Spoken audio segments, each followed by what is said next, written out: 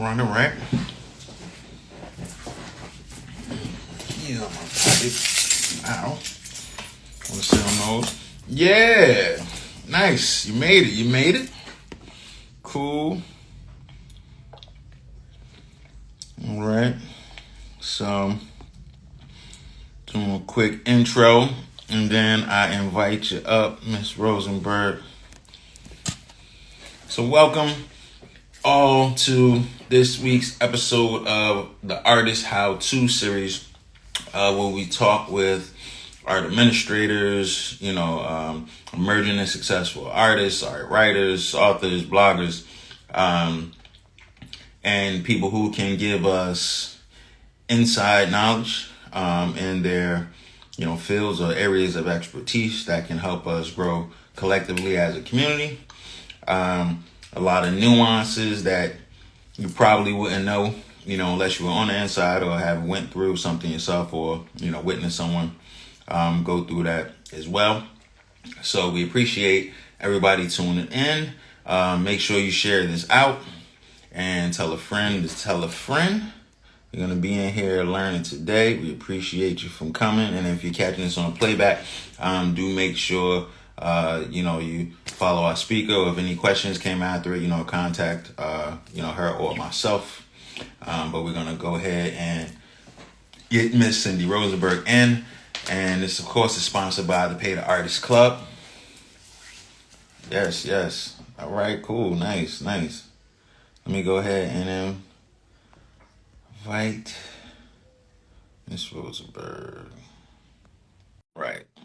So you should see a request pop up. There we go. That's what I'm talking about. Nice. How are you today? I am well. Yeah, I didn't get to celebrate, today like I would traditionally. It was a regular Wednesday for me. It wasn't, my 420 day, but it was cool. I got a lot done. It was a very productive day. And how are you? I'm well. I'm delighted to be here. Thank you. Nice. Connected. Very exciting, some of the things that you're doing. Thank you. Appreciate it. I just like to stay active, and constructive, and get in wherever I feel space is for me to get in. That's calling me. So definitely glad to be here and glad you can make it as well. So I'm in Jersey now, and you're tuning in from Pennsylvania, correct? Right. I'm right outside of Philly.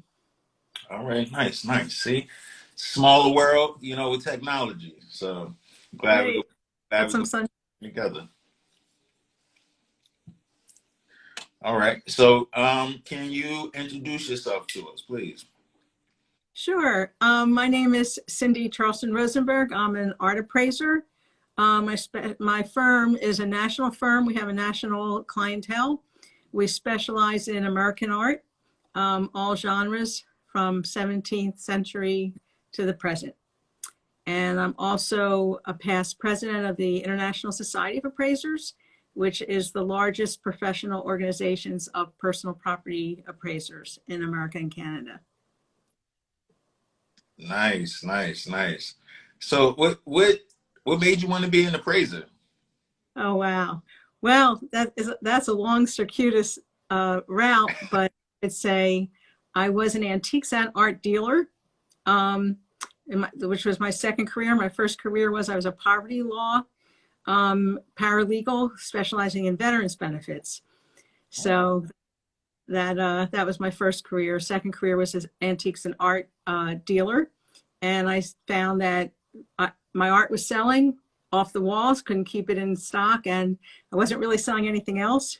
So I figured I had a better eye for art, decided to just specialize in art, and had a gallery for about 10 years. And then I decided to go to appraising full time. I went and got trained, tested, and accredited, and finally certified. Okay, nice. Yeah.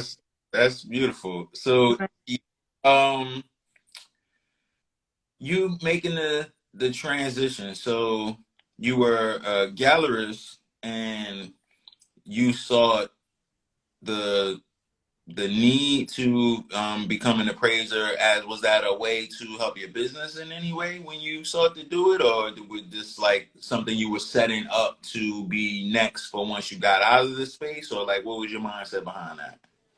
Well, couple things were going on. There was the art market was depressed in 1999. There was IT crash, and a lot of my clients weren't buying art anymore all of a sudden. So that was one of the things. I had done a lot of insurance appraising for clients who were collecting from me, and didn't really quite understand that that was a little bit of a conflict of interest until I became a professional appraiser. And once I got trained, I realized, at least my business model, which is pretty unusual, most people come to appraising from another profession. So most people start out in the marketplace, either antiques for personal property. It would be either antiques, coins, collectibles, art, can be anything. And then they usually will add an appraising uh, component to their business in order to expand the services that they offer to their clients. In my case, and I don't think there's anything wrong with that. So a vast majority of appraisers are also in the marketplace. They're also dealing. I saw a niche for someone who was completely independent. And I kind of took a chance because it's not like some brokers, you can make a lot of money on a phone call. That's never going to happen to me. I have to work for every dollar I make. But was able to build a pretty high-end business pretty quickly with that business model, because a lot of galleries in particular, auction houses, estate attorneys, recognize the advantage of having somebody who was not also in the business, potentially with a conflict. Okay, So yeah, now and that I want to be really clear about this. Most appraisers do have a side business where they're buying and selling or brokering, and there's absolutely nothing unethical about that, as long as you're completely clear with your client what hat you're wearing that day. So you don't want to say to your client, I'm appraising this and I'll buy it from you, yeah. X amount, right? So that's where you really want to be careful. Okay, yeah, that's definitely yeah. Are you appraising it lower or higher because you buying it, or yeah, it's definitely something that could be behind the scenes, in it for you. So yeah, that makes sense. But I mean, I guess it's like a realtor that's also, a real estate investor, kind of, into the real estate. So they get to see, what's working and what's not. So they get to take advantage of it. So I know things that and me doing my research and producing these reels and everything for this upcoming talk, um, it was I came across that it really seemed highly suggested that you kind of get like periodical checks in with appraisers. So it's like, all right, if you get an appraisal now, you can get, appraisal a handful of years later, to kind of, to see if what differences there might be, kind of keep up to date as well, but also to keep up to date with appraisers to find out, you know, what other artists or pieces are rapidly growing, and prices and everything like that. So if you are a collector, an investor in art as well yourself, you can start to build, your collection because what's has been getting the track record, Right. producing. And I think, over time, a quality investment will appreciate in value. But it's kind of like, I like to compare it to a stock portfolio. Okay. You want to be diversified. You want to have different types of art and different artists, not a collection of all necessarily a single artist, although I certainly have my favorite artists and I have multiple works by artists that I love for sure. But over time, on a given day, Apple may not be worth more than you paid for it last week, but over time, a blue chip stock is going to, portfolio is going to appreciate. So if you look at your art collection that way, there will be disappointments along the way. Sometimes, particularly when an artist dies, that's a big misconception that people have, is that when an artist dies, their market necessarily jumps in value. That can be true at the high end of the market, but it's very rarely true at the middle market, where you have kind of, your gallery is contemporary art, is it mostly? living Yes. artists. Right. And so your collectors, I imagine, correct me if I'm wrong, want to meet the artist, have their picture taken with the artist in front of the painting they bought, right? So when that artist dies, they lose that gallery representation Mm, in the middle. Now, someone like Andy Warhol is going to always be in demand. Not so much true, but for the vast majority of artwork sells, way under that level. The vast majority of art trades, ten to $50,000, maybe, even less. And so, you just that market is going to die unless a secondary gallery that specializes in dead artists picks that artist up. So often when an artist dies, and now in the age where we have auction records where everybody can see everything, your collectors are going to go on ArtNet or AskArt or Artsy and see what it sold for, either in the gallery or at auction. If they see a low number, typically living artists don't have very good auction records. okay. And again, talking about the middle market, low to middle market, the auction records, if they exist at all, can be dismal. Their collectors haven't died yet. It hasn't gone to an estate auction. So if the public is looking at that dead, recently deceased artists, auction records, they may not see what you and I see in the value on the secondary market. So that is a big misperception. I think that when an artist dies, the value goes up. It can, but in the middle market, it usually doesn't. It can take decades for the secondary market to really catch on. Now, there are some exceptions. There are some, we see a lot of growth in certain markets, especially women artists, artists of color. You're seeing rapid growth in some of those markets right now, and shortly following a death, you may see that because now there's nothing else to create. There's a closed amount of works that are going to be available. Okay. So But appraiser, you kind of have to follow the trends and kind of be aware of what is gaining popularity and what is waning in popularity. and that would go into your appraisal. Well, it certainly goes into my process when I'm trying to figure out what something's worth. So Okay. sure, I will look at trends, especially if there appears to be a rising market. What a good appraiser will do if you see, a sale that recent sales are really high as compared to sales from 6 months ago that are much lower, good appraiser will not say that's an outlier. A good appraiser will call the auction house and say, why do you think that brought what it brought? So you kind of have to have those relationships too, where you can pick up the phone and call an auction house or call a gallery and say, you're representing this artist. Do you see increased demand? Or is this result an outlier? But my concern, especially in today's world, is that certain artists there may be kind of a bias against some artists and they think, oh, well, they'll just discount that high sale without taking the extra step to call the gallery or call the auction house and find out why that high sale occurred. So that's a way bias can sneak in to appraising if you're not careful.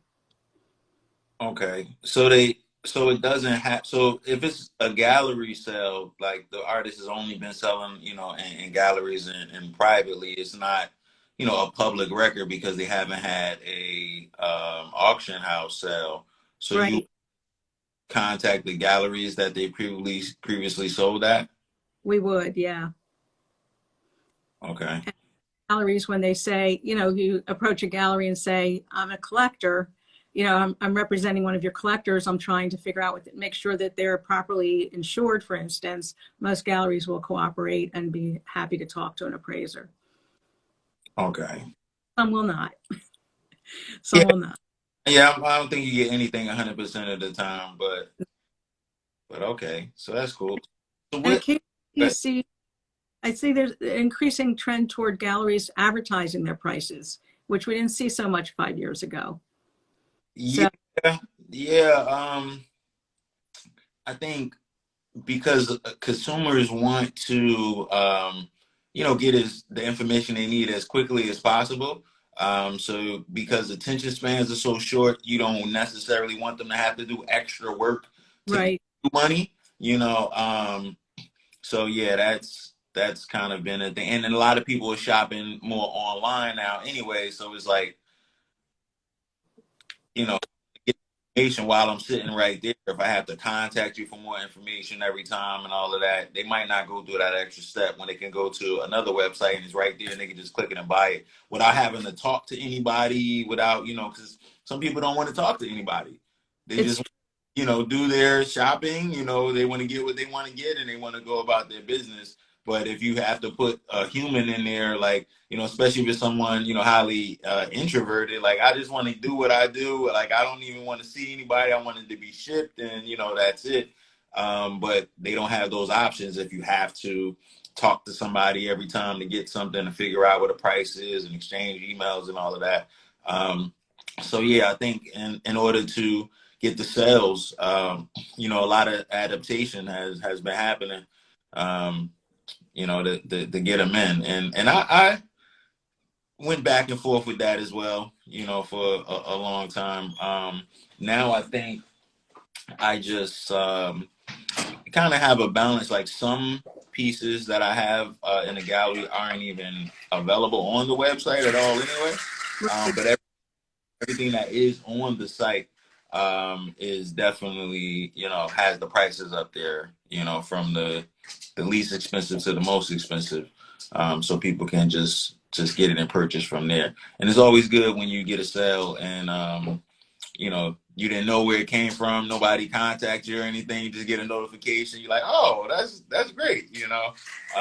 So having those systems in place to do that, I would definitely expect to be a trend and kind of becoming more and more prevalent. Maybe not so much for the blue chip spaces, but for definitely everybody below that, because I don't think too many people are buying like art $20,000 and up online.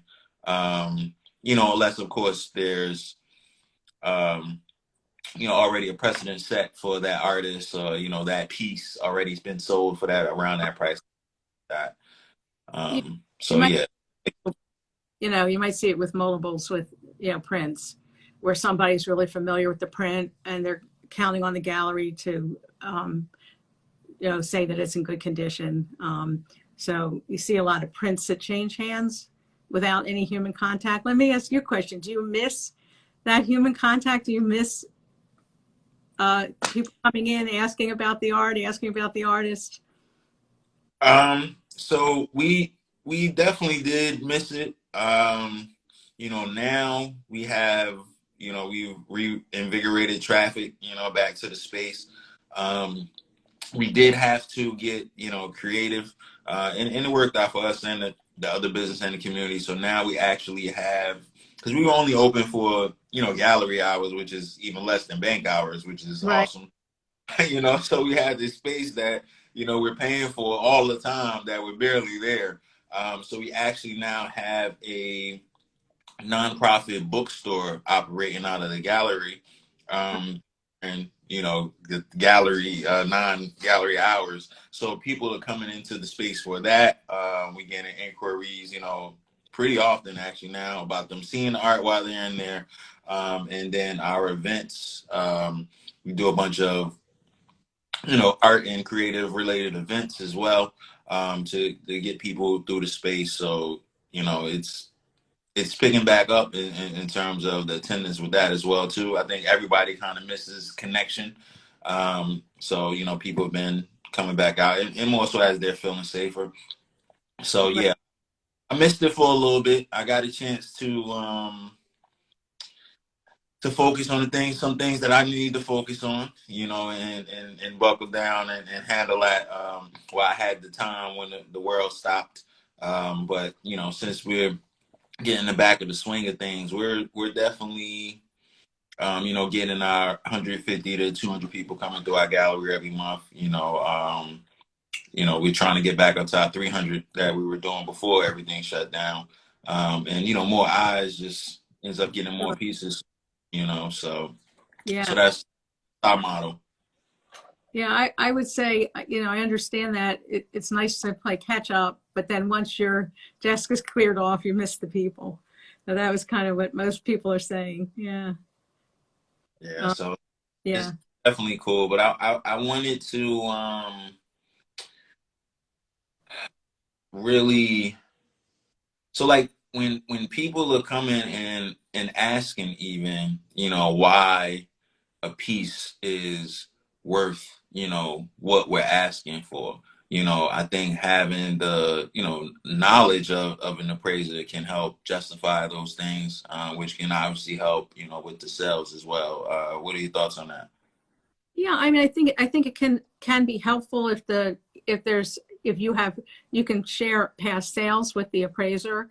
I mean, frequently for living artists, the representing gallery kind of sets the market. But when there are, maybe auction sales that are lower, it's good to have an appraiser consult with you to kind of understand why you may be getting more money. So it's really kind of like you look at past sales for the most part when you're appraising, and that's usually the basis, or offering prices if it's for insurance. So that data that we can get from galleries like you is critical to us being able to do our jobs. Okay. Now, sometimes, a lot of times, an artist with no track record, no gallery representation, no sales results will say, "What is my art worth?" And it's really hard for me to answer that question. I don't make markets. So this is something that, you know, that to understand about appraisers, we don't create markets, we reflect them. And our opinions are based on data. So there is no data. It's pretty, we're pretty much stuck with a decorative value.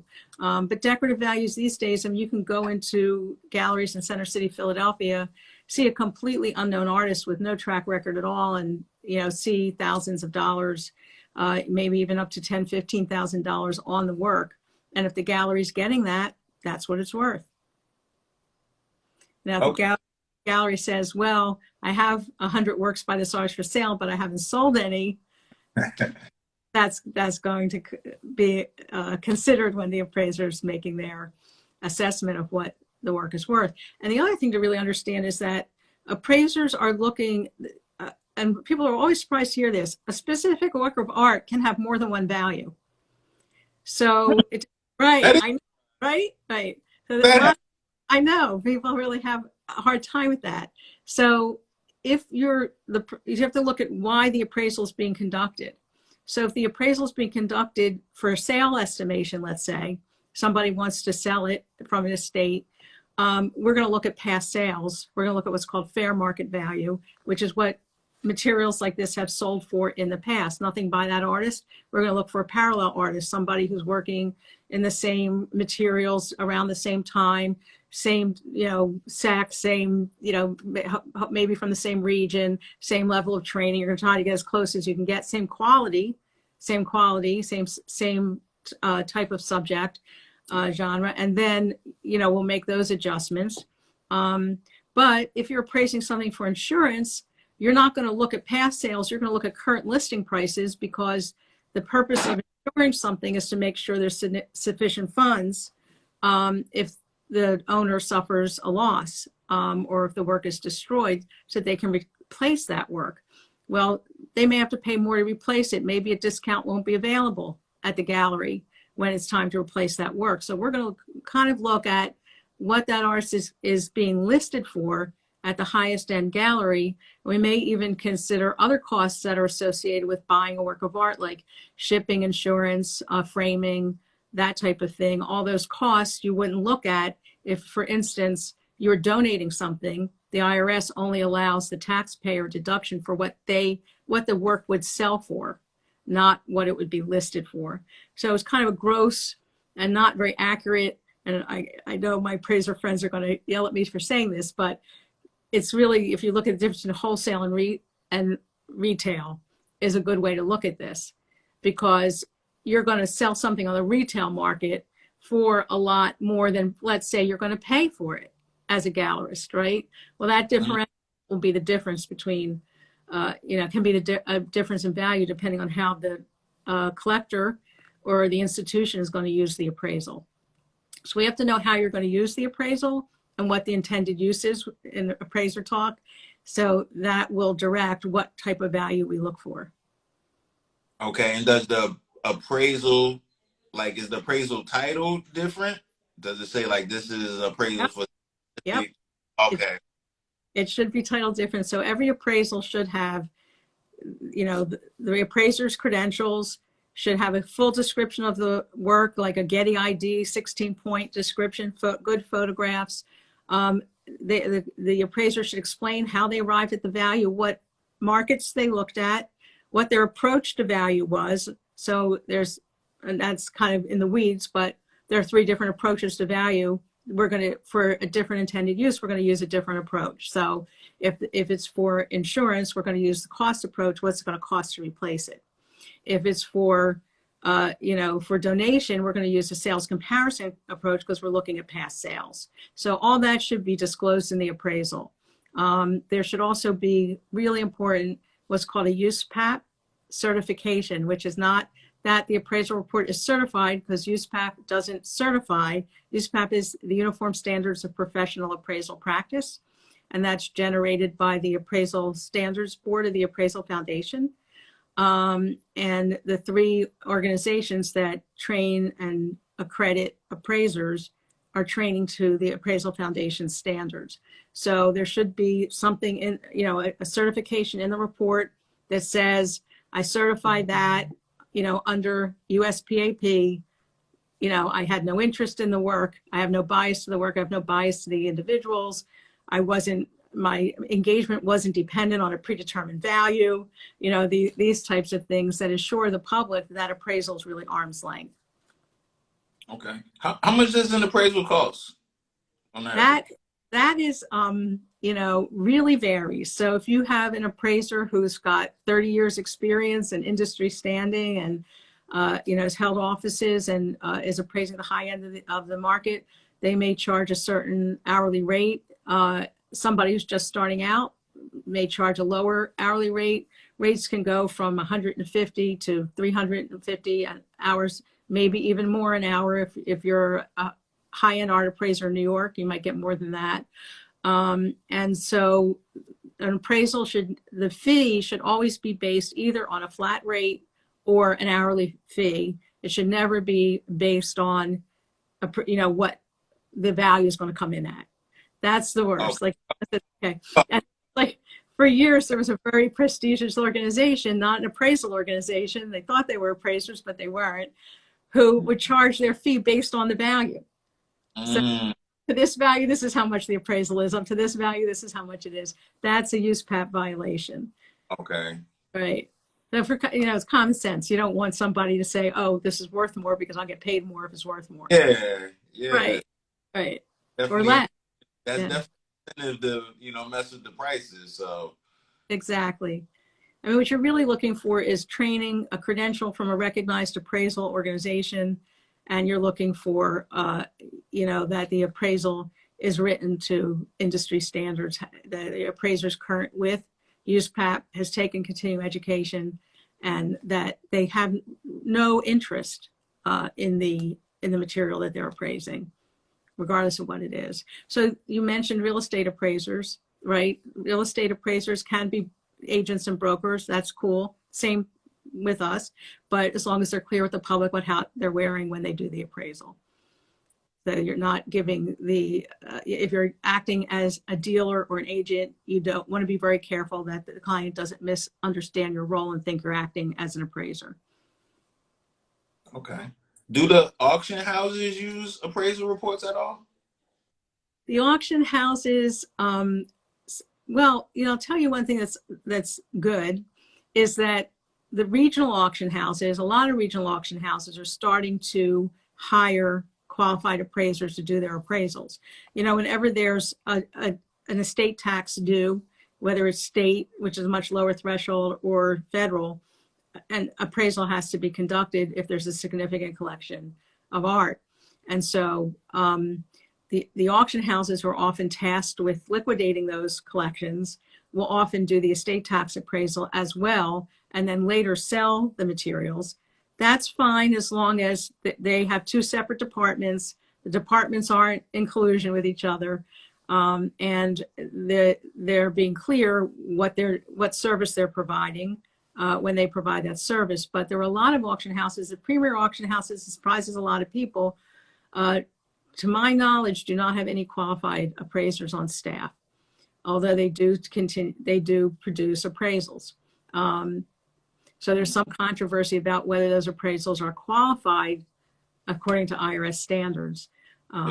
Yeah, and there's been some litigation around that. So it'll be interesting to see how that unfolds over the next couple of years, because the IRS just changed their rules in 2019 about what qualifies an appraiser and what qualifies an appraisal report for, an IRS purpose.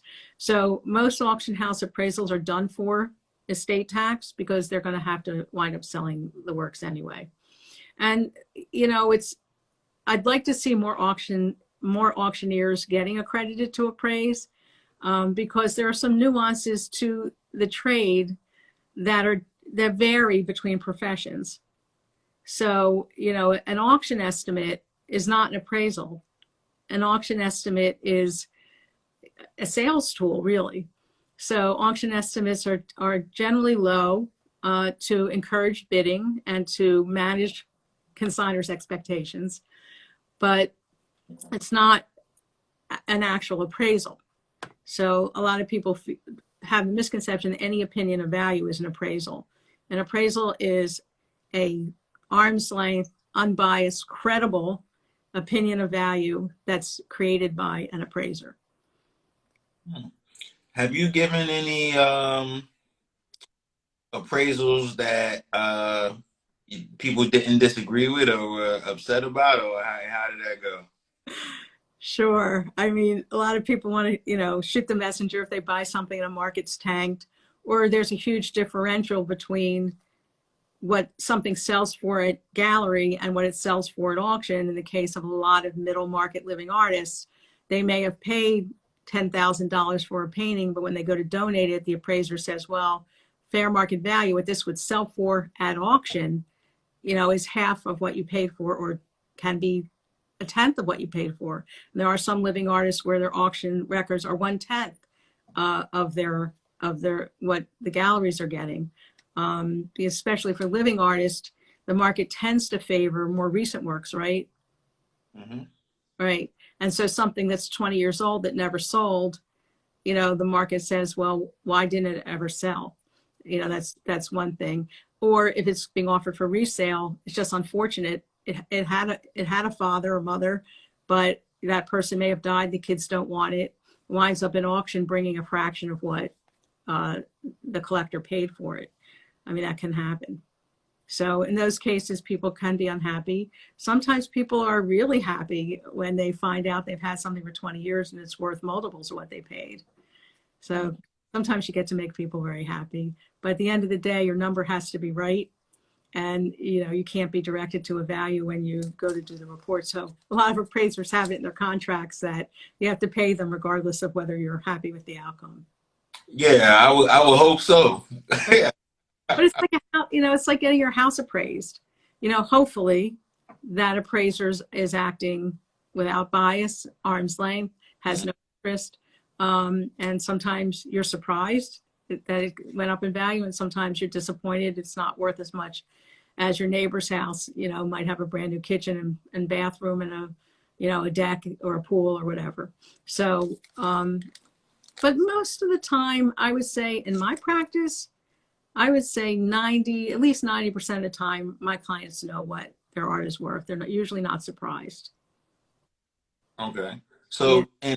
and just like, and you compared it to, stocks earlier. So just like in stocks, it might behoove somebody sometimes to, in a down buying market, to hold on to something till the market comes up to sell it again. That way it's on record selling for, a higher price. So they're not like driving the prices backwards.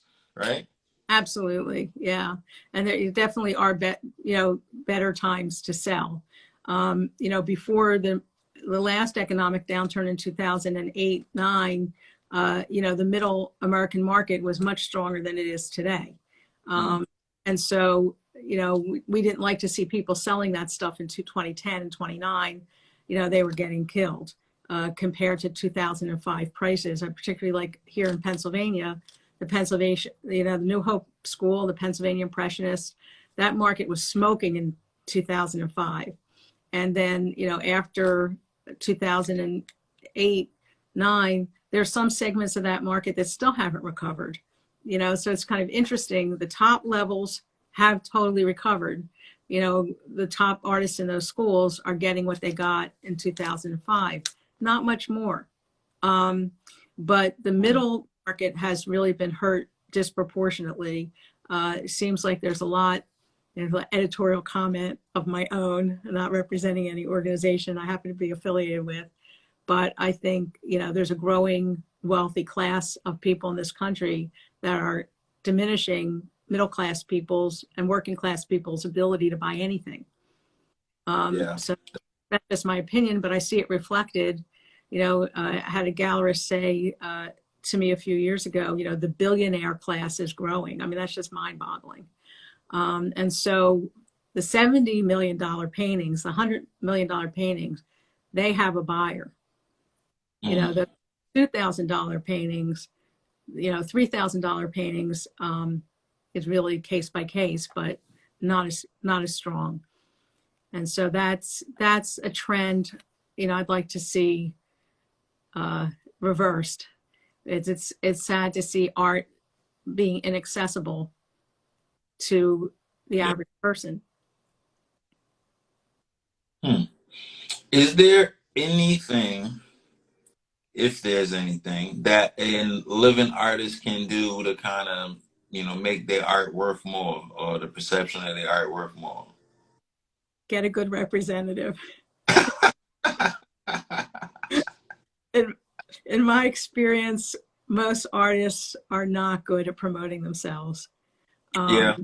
Some are, handful are, but for the most part, self-promotion there still seems to be like a stigma attached to promoting yourself.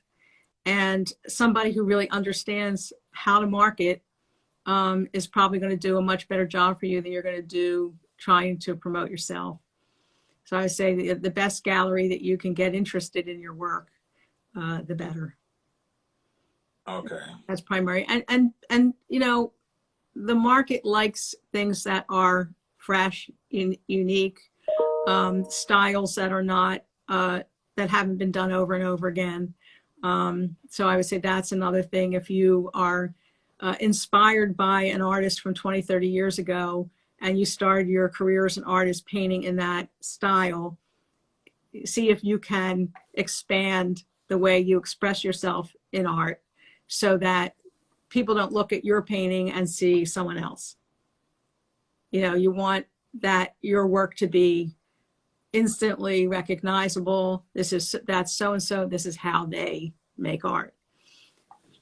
So the artwork that especially at any level, are works that people feel their friends are going to come in and they're going to see that painting, they're going to know who it is, or they're going to see that print and they're going to recognize who it is.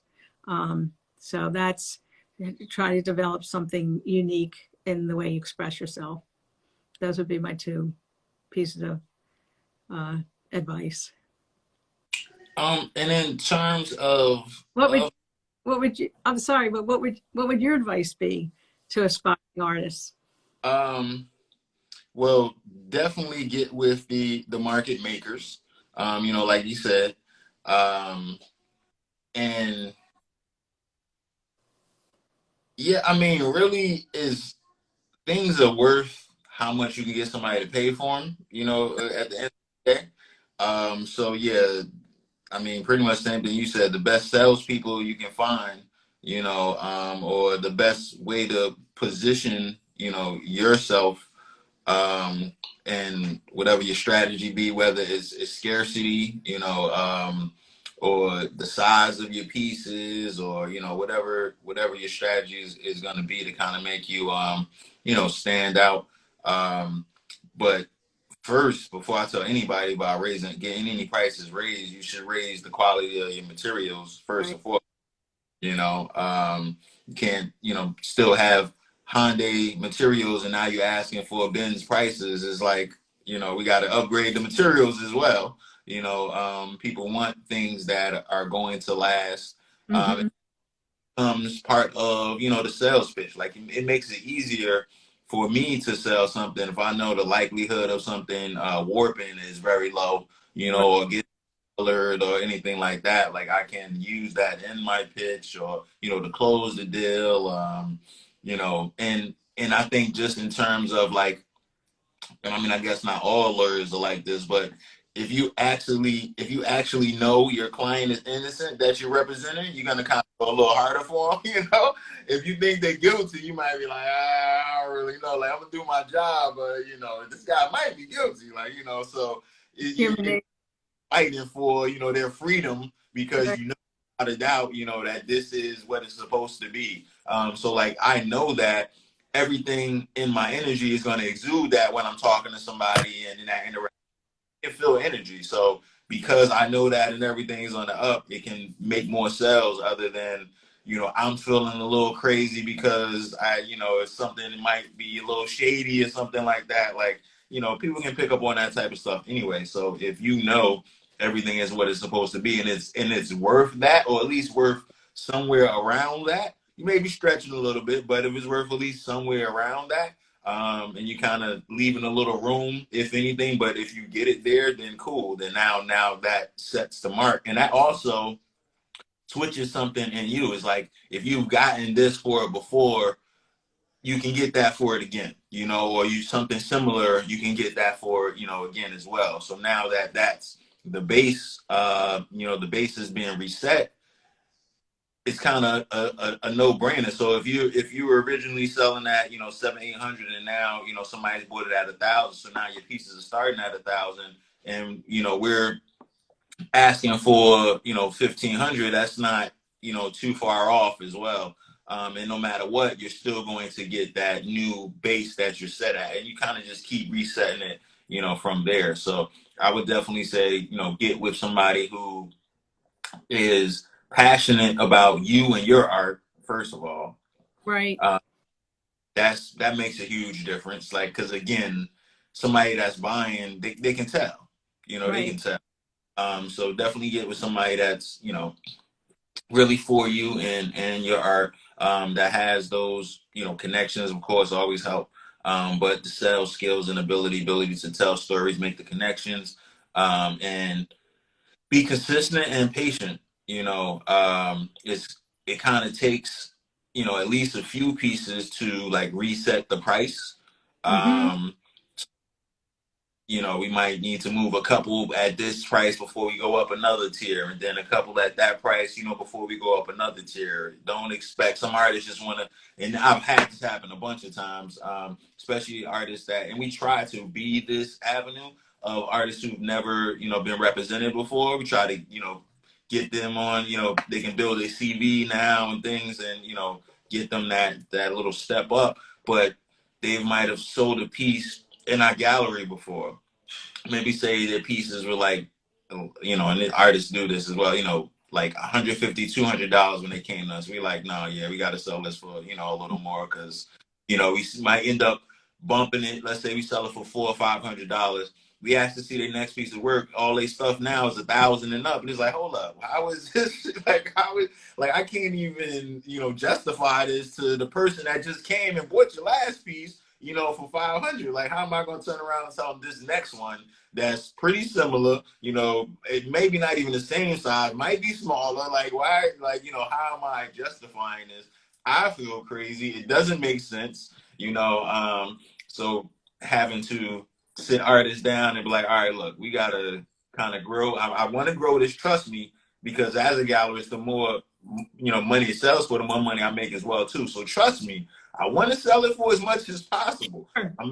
I got the same type of incentive as you. I want to sell it for as much as possible, but I also want to sell it, and I also want to, keep my integrity, and I want to keep my reputation as well. Exactly. You know, Sure. blow Yes. everything I've built because you want to, double your prices out of nowhere. So, having that patience. But again, I think that it all boils down to having somebody that is in you and in your art and that connects with you, is going to be the biggest thing versus just kind of making, a transactional situation, with somebody, making sure that they're for you is definitely what I would suggest. Sure. Everybody has to start somewhere. But if there's demand for the work, the value will go up when they get to the point where there's more demand than there are works by the artist. Right. That's kind of what you're looking for, I guess. Let me ask you this, Dante. Do you think any of your listeners might be interested in appraising as a profession? You know what? I don't even think most of them really even realize if like you can be an appraiser as as a profession. So that's another thing. A lot of because again, I work with. I mean, well, technically, you don't work with deceased artists; you work with their artwork. But I'm working with living artists, and a lot of them are totally clueless about anything having to do with with appraisals. I often get asked, can you appraise this? And I'm like, I can tell you how much I think it's worth, but I can't give you like an official appraisal. Like, I don't know what you're gonna do with the information I give you. I'm not writing anything down, definitely, but I can just look at it. And then even on that, like I'm not doing any type of research on that. I'm not even looking back and seeing what they've sold at other stuff. I'm kind of just looking like, all right, if that was here, what's the max amount I will feel comfortable selling that at where, I feel like I can get, if not that, something close to that amount. And that's based off of just my sales skills, ability, and history, Right. me also knowing, my collectors and my clients that come into my gallery as well. I like Um, the quality of the. oh, you went out. What'd you say? I said, like you said, the quality of the art. Oh yeah. Yeah, Yeah. definitely. Yeah. Definitely. Yeah. So, yeah, so I would give them, a number based off of that. But yeah, like one young lady, she was like, she had, uh, like a former athlete or something, kind of had some, money to throw around, and he was trying to offer her like literally like 10 times the amount for all of her paintings that she's ever gotten before. But he like required, I guess, somebody in his team or whatever, like told him that she had to go and get an appraisal first beforehand. Right. And I'm like, yeah, I don't know that the numbers that he's offering, if your work is going to get appraised at these numbers. So what's going to happen then? Like I love that he's willing to give you this amount of money for these paintings. That's great, but I don't know how they obviously doing everything so above board. Like he's probably looking to use this as write-offs and things like that. And I don't see, even though I don't know the appraisal game, I don't see anybody giving you anything certified saying these Right. pieces be worth this amount of money. Like, so that was definitely a situation, and it made me realize like we really don't like living artists have very little knowledge about appraisals, uses of them, when you should get one, any of that at all. Like at all. I mean, most artists have prices problems pricing their work themselves, you Right. know. So it's I think they would be interested. Now that we're putting it out there that you can. So tell us, how can you become an appraiser? Well, I'm so glad you asked. First of all, I want to say that the appraisal profession is an aging profession across all disciplines, from real estate to classic cars. So, and art, art as well. And so our profession needs new people, young people, people from different backgrounds, different kinds of perspectives. We need that. And so it's a fabulous profession. As I said, there are three, you do need to have some market experience before you enter the profession. That's a requirement. So all three of the professional organizations that issue credentials do require you to have 3 to 5 years of market experience before coming in. And that's so that you understand the market for the objects you're going to be appraising. Obviously, you have some familiarity with what drives value. And so, but that can be, you can work for a gallery, you can work in an auction house.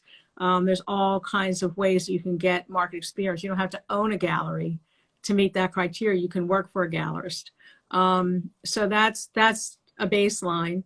And then after that, you come into one of the three organizations. There's three organizations that, as I said, the International Society of Appraisers is the organization I belong to. There's the American Society of Appraisers and the Appraisers Association of America. All three pretty much have the same training requirements because the Appraisal Foundation sets those. So it's about 120 hours of classroom instruction, exams, tests. You submit appraisal reports for peer review.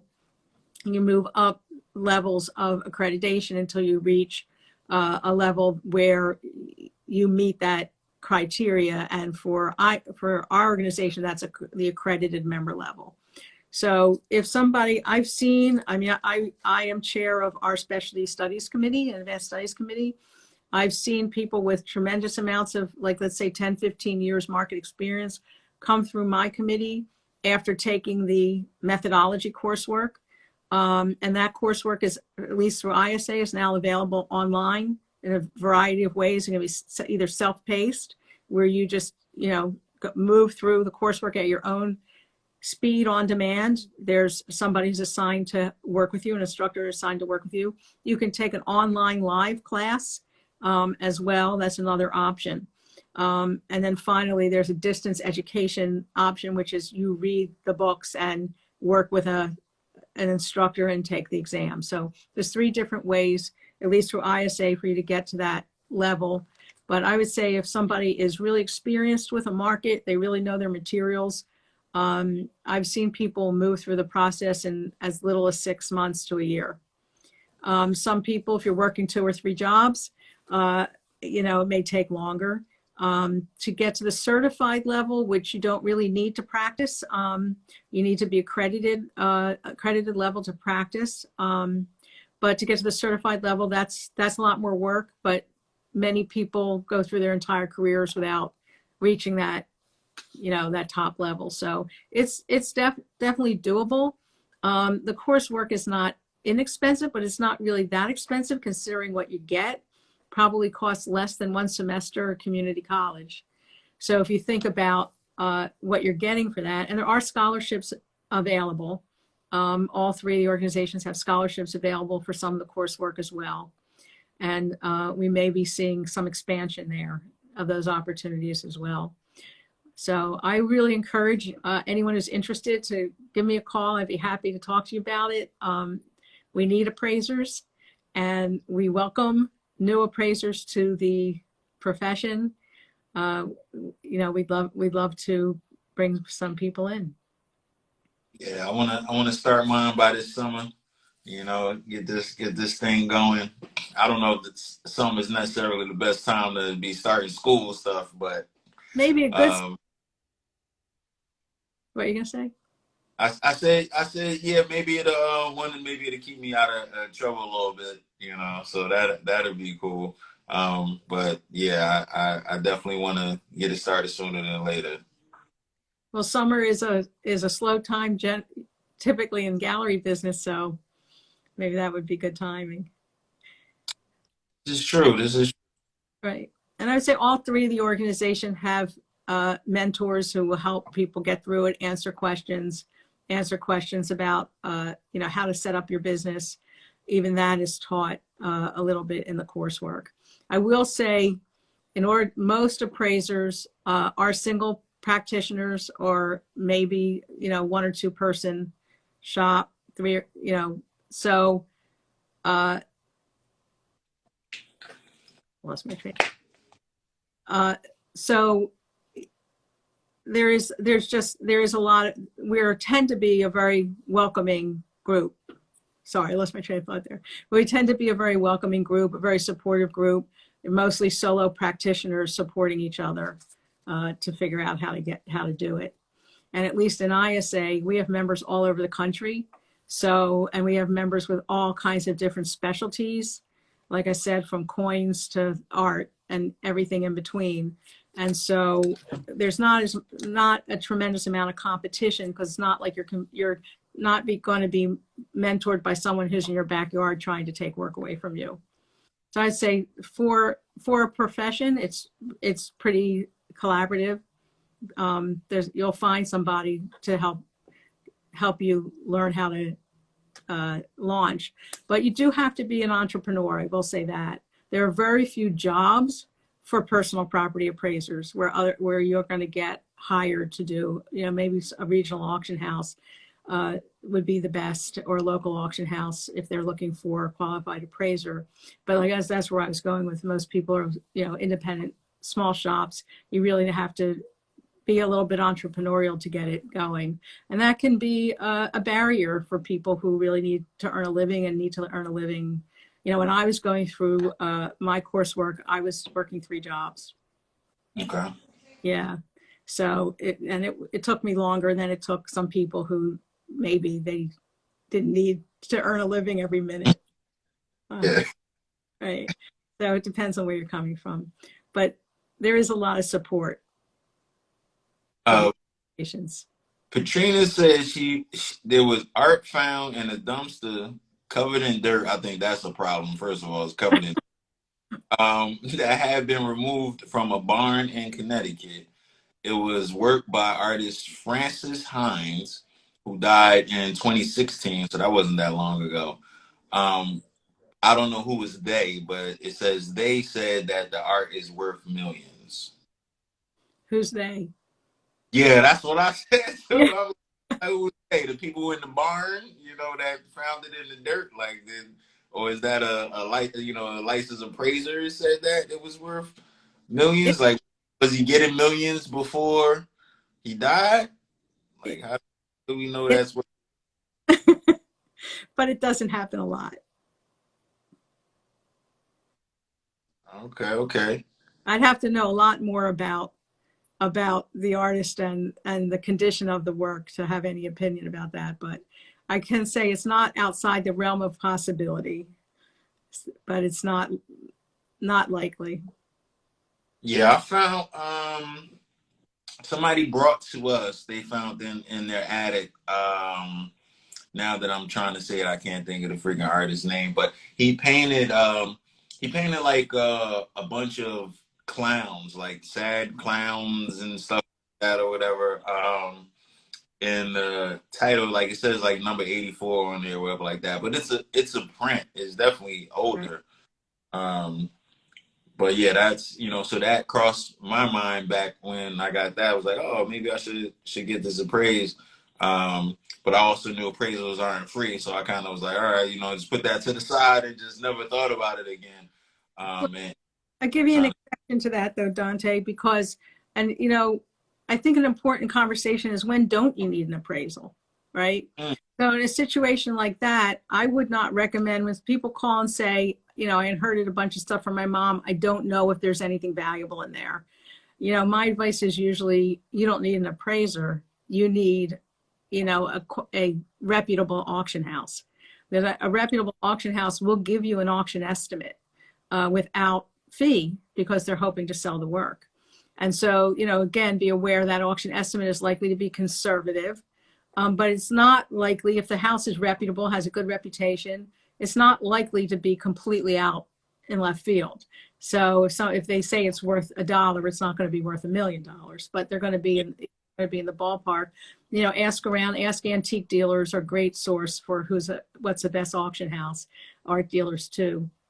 In a situation like that, I don't recommend that people hire appraisers. It's an unnecessary expense if you're just curious about the value of something, that may not have enough value to justify paying somebody a fee. Yeah, the appraisal might cost more than the value of the piece. Exactly. But all the auction houses have walk-in appraisal days. They all have ways for you to send photographs through the website. The advice I would say is, before you send anything, do as much research about it as you can. Know as much about it as you can know. Where it came from is always very important. how it was acquired, where it was acquired, when, and make sure you submit all that information to the auction house at once, and you'll get a general sense of value. Okay, I like that.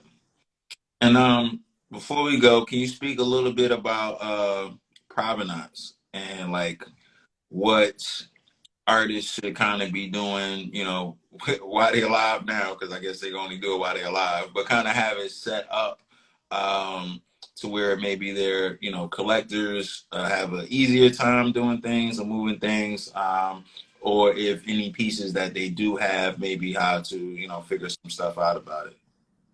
So, I mean, generally, collectors will like a piece that's been included in an important exhibition more than they may, you know, of equal value.